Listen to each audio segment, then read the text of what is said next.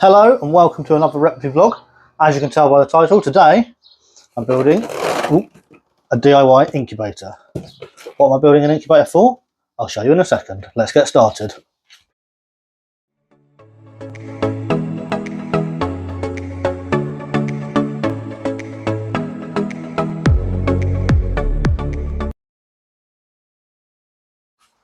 Right, what am I building an incubator for?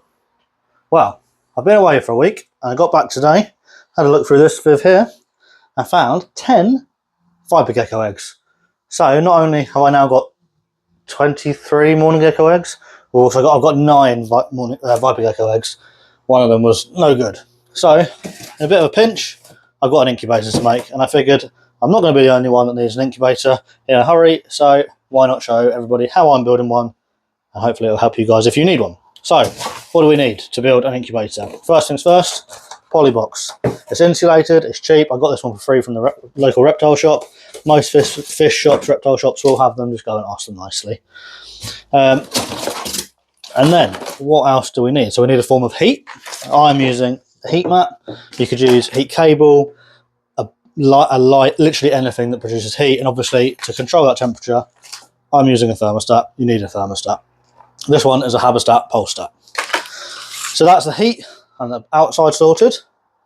Then what we're putting in it. Right, so inside it, I've got 3 of these tubs. I'm just going to fill each of these with like a quarter full of water. They've got holes as well, so they help add a little bit of humidity. I don't want it too humid in here. And by putting them on the bottom, they'll keep the heat more stable inside the poly box, and it just raises it up a little bit. And then on top of the plastic tubs, I'm going to add some egg crate. This just is what the eggs are going to sit on, or the tubs, the eggs. I'll show you. So this is going to go on top of the plastic tubs, and then eggs are going to sit on top of this, like so, and then the air can circulate all the way around, so there's no hot spots or cold spots in and around the eggs. What else might you need? Foil tape, and of course we've got some cable ties as well. So yeah, let's start building it, I guess. Before I go any further, just want to give a shout out to Patreons. You guys are on screen now. Each and every one of you, absolute stars. Thank you very much. You guys help me make stuff like this all the time. And your constant support means a massive, massive deal to me. If you want to join the Patreon, there's a link in the show notes below. Starts at a little as £1 a month. And yeah, I won't ramble on about that anymore. Let's build this incubator. First things first is where do we put the heat? So we've got a few different options of where we can put the heat mat, and I'm going to run through them with you now, and then I'll tell you what I'm doing. So obviously heat mat, box. We can go quite straightforward on the bottom, which we find it'll heat up the water, and then it'll be nice and stable. I'm not going to do that because I think it will bump the humidity up too much, and the gecko eggs need to be around 30 to 40% humidity. So not going on the bottom. Side, this can work. Ideally you'd have one on both sides, because then you don't get like a hotter side and a cooler side. I've only got one, so I'm not doing it that way. So the other option, which is the option that I will be doing, is putting it on the lid. Nice and straightforward. I'm just going to tape it to the lid, run the cable through, and it can just sit there. So let's do that now before we do anything else. And I'm just using this foil tape because I like it, to be honest. I don't know, I like tape. Let's do a time lapse.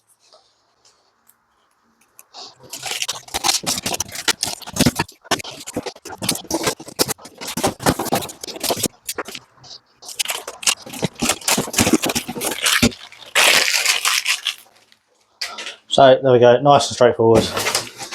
Attached to the lid. I've also cut out that little ridge there, so the cable can run freely and the lid still fits. Nice and snug. So that's step 1. Next, obviously, heat's in. We need to control the heat, so we're going to add a thermostat.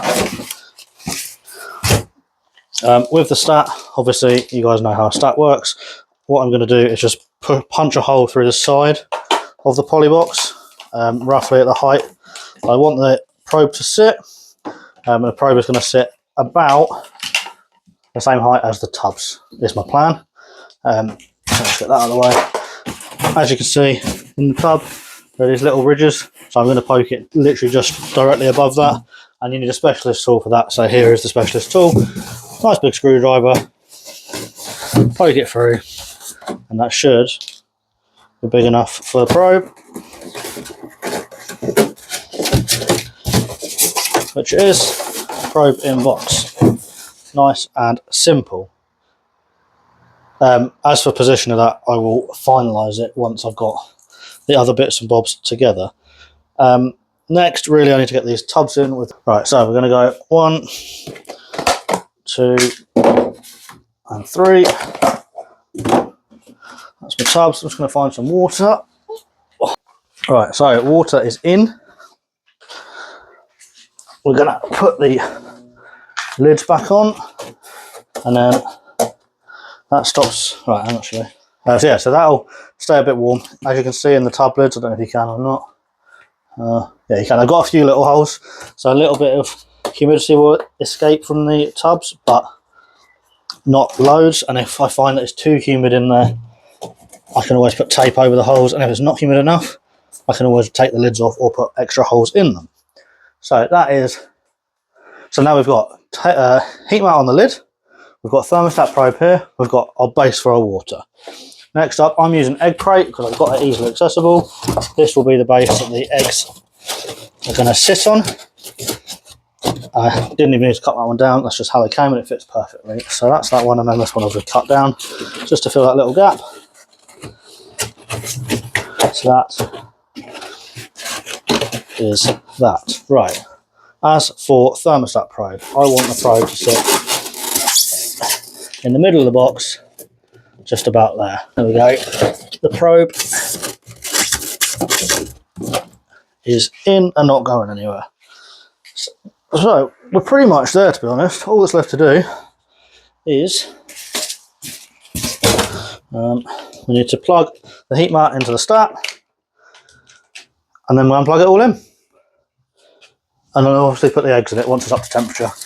But for now, I'm going to leave the eggs out of it until it is up to temperature, just in case it gets a little bit too hot in there, whereas at least I know where they are at the moment, that they will, they're not going to overheat. Because I think you're worse off overheating your eggs than you are underheating them. You can cook them nice and slow, not cook them, but incubate them nice and slow to a point, whereas if you overheat them, they die really quickly. So yeah, let's go and get that plugged in, and then I'll just show you the final product once it is all plugged in and working. Well, there we go. As you can see, sits in that gap almost perfectly, and that's completely by accident. So let's just show you. There's no eggs in it yet because it's still warming up, but here is the incubator. Thermostat at the back, set to about 28 degrees. I will temp gun it with this once it's warmed up. I also need to get like a Govee thermometer that can just sit inside it all the time. You can get Wi-Fi ones on Amazon that pings your phone and all sorts. But and then as you open it, we have got heat mat, and then the probe is there. So yeah, I'm just going to let that come to temperature, and hopefully in about 2 months we'll have some baby viper geckos. But I suppose that's about it, really. Okay, so I have modified it slightly from when you last saw it. So I've now got a thermometer in there, which I've just poked a little tiny hole through the back, and then if I hold on to it, the probe is there. And as you can see, I got rid of the egg crate and I've replaced it with this metal crate, because after talking to a good friend of mine, he told me that obviously the egg crate is really absorbent and it'll get too humid and go grim. So I've changed it for some metal racking. But yeah, it's like a wire cake racking type thing. But thermostat probe still there, thermometer probe is still there. So I'm just waiting now for the incubator, the polar pulse stat to come up to temperature, and once the light starts pulsing, that was the temperature that it should be. So yeah, there we go. The makeshift incubator should work a treat. There we have it. Hopefully that has helped at least one person, and if that is all that it needs to help, I've made a successful video. So yeah, quick, easy DIY incubator. Most of the stuff I already had in the shed, but it will cost you less than 50 quid if you have to go and buy everything. So yeah, if you make it and it's successful, drop a comment, let me know. always like to know what's going on with you guys anyway. Like I said at the beginning of the episode, or vlog, or whatever, there is a Patreon, links in the show notes if you want to check it out. But that is that for the day. I've been Ben McIntyre, this has been a Reptile vlog, and I'll see you in the next one.